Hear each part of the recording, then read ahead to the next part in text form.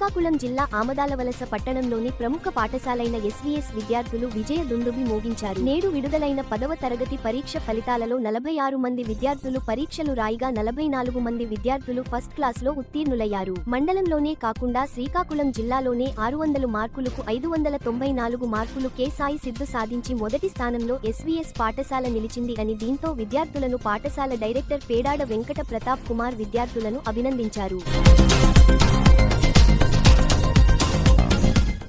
ఈ ఎస్ఎస్సి ఫలితాలు మండల స్థాయిలో అని కొద్దిసేపు కాసంతసేపు ఆలోచించిన తర్వాత కొంత టైం తీసుకున్న తర్వాత జిల్లా స్థాయిలో కూడా 594 మార్కులతో ఎస్వీఎస్ పాఠశాల ప్రపంచం సృష్టించింది అని చెప్పగానే కాస్త ఒకంత ఆనందం అనిపించిన ప్రస్తుతం ఉన్నటువంటి ఈ విద్యా వ్యవస్థ పట్ల నాకున్నటువంటి అవగాహన